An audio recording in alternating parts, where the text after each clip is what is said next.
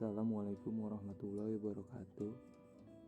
Kami dari kelompok 3 yang beranggotakan Anastia Eka, Muhammad Fauzan, dan Muhammad Ardiansah ingin mempresentasikan tentang ruang lingkup filsafat ilmu.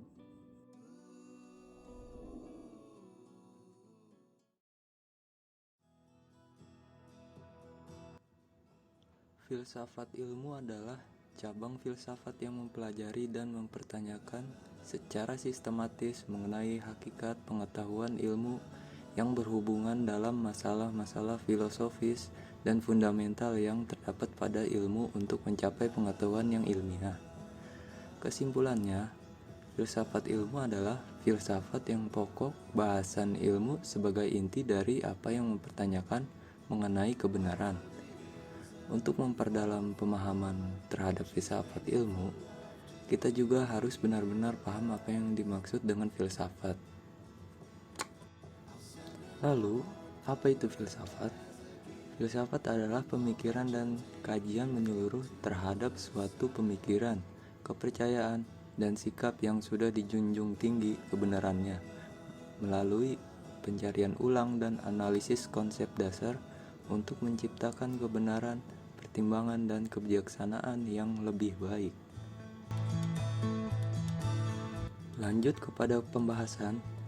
Filsafat ilmu mempunyai sebuah objek, yaitu segala sesuatu yang ada dan mungkin ada yang mana bisa diaplikasikan, seperti adanya Tuhan, adanya alam semesta, adanya manusia, dan lain-lain. Di sini ada dua objek dalam filsafat ilmu. Yang pertama, objek material filsafat.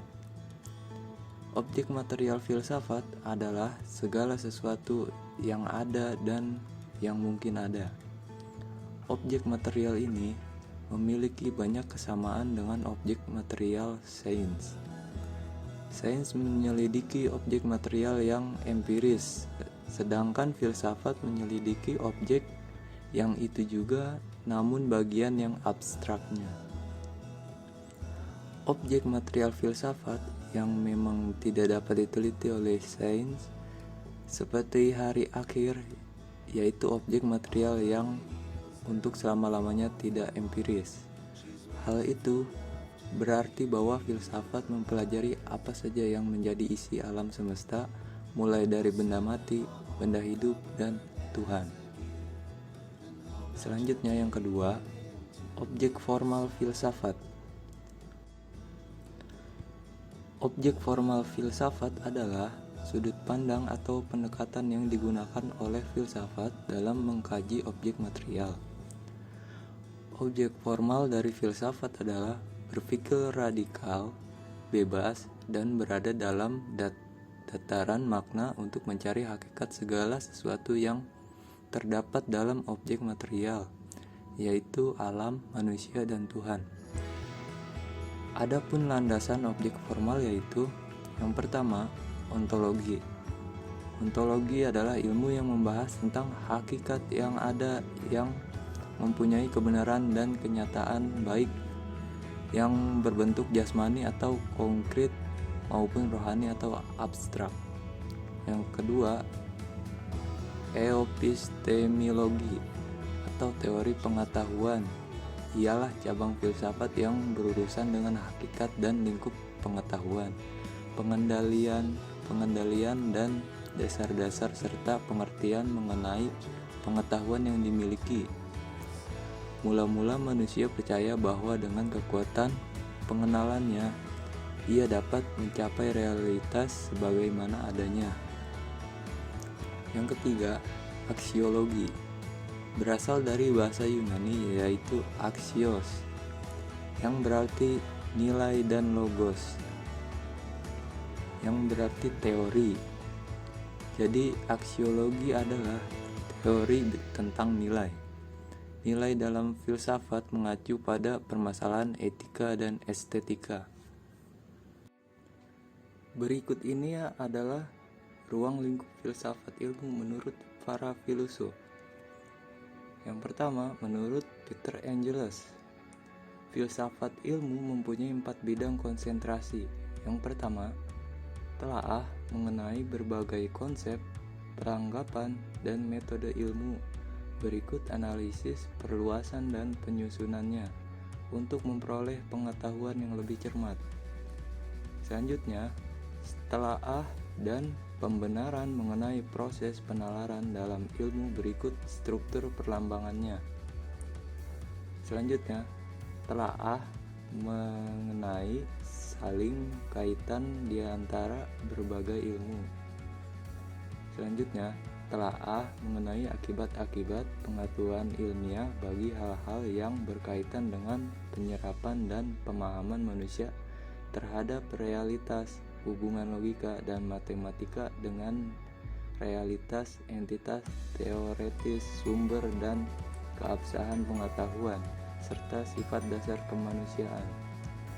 Selanjutnya, menurut Cornelius Benjamin, filsuf ini membagi pokok soal filsafat dalam 3 bidang berikut. Yang pertama, telaah mengenai metode ilmu, lambang ilmiah, dan struktur logis dari sistem perlambang ilmuwan. Kedua, penjelasan mengenai konsep dasar, peranggapan, dan pangkal pendirian ilmu. Berikut landasan-landasan empiris, rasional, atau pragmatis yang menjadi tempat tumpuannya. Ketiga, aneka telaah mengenai saling kaitan di antara berbagai ilmu dan implikasinya bagi suatu teori alam semesta. Selanjutnya yang ketiga, menurut Mark Wartowski, menurut filsuf ini, rentangan luas dari soal-soal interdisipliner dalam filsafat ilmu meliputi perenungan mengenai konsep dasar, struktur formal, dan metodologi ilmu. Selanjutnya, persoalan-persoalan ontologi dan epistemologi yang khas bersifat filsafati dengan pembahasan yang memadukan peralatan analisis dari logika modern dan model konseptual dari penyelidikan ilmiah. Yang terakhir, menurut Ernest Nagel, dari hasil penyelidikannya, filsuf ini menyimpulkan bahwa filsafat ilmu mencakup 3 bidang luas, yaitu pertama, pola logis yang ditunjukkan oleh penjelasan dalam ilmu. Selanjutnya, pembuktian konsep ilmiah. Dan yang terakhir, pembuktian keabsahan kesimpulan ilmiah. Selanjutnya, problematika filsafat ilmu. Banyak sekali pendapat para filsuf ilmu mengenai perincian problem apa saja yang diperbincangkan dalam filsafat ilmu. Berikut ini gambaran problem filsafat dari beberapa filsuf ilmu. Pertama, menurut Van Fresen dan H. Margenau, problem utama dalam filsafat setelah 60 tahun adalah: yang pertama, metodologi. Hal-hal yang diperbincangkan ialah mengenai sifat dasar dari penjelasan ilmiah, logika penemuan, teori probabilitas, dan teori pengukuran. Yang kedua, landasan ilmu. Ilmu-ilmu empiris hendaknya melakukan penelitian mengenai landasannya dan mencapai sukses seperti halnya landasan matematika. Yang ketiga, ontologi.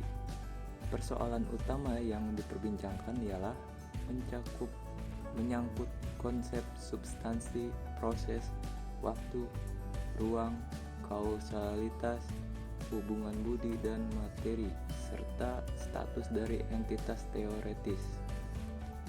Selanjutnya, menurut Victor Lenzan, struktur ilmu yaitu metode dan bentuk pengetahuan ilmiah. Pentingnya ilmu bagi praktik dan pengetahuan tentang realitas. Apa manfaat mempelajari filsafat ilmu?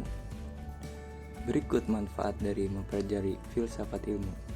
Pertama, yaitu menyadarkan seorang ilmuwan agar tidak terjebak ke dalam pola pikir menara gading, yaitu hanya berpikir murni dalam bidangnya tanpa mengaitkan dengan kenyataan yang ada di luar dirinya. Selanjutnya yang kedua, mengembangkan ilmu, teknologi, dan perindustrian dalam batasan nilai ontologis. Selanjutnya yang ketiga, mengembangkan ilmu, teknologi, dan perindustrian dalam batasan nilai epistemologis. Selanjutnya, mengembangkan ilmu, teknologi, dan perindustrian dalam batasan aksiologi.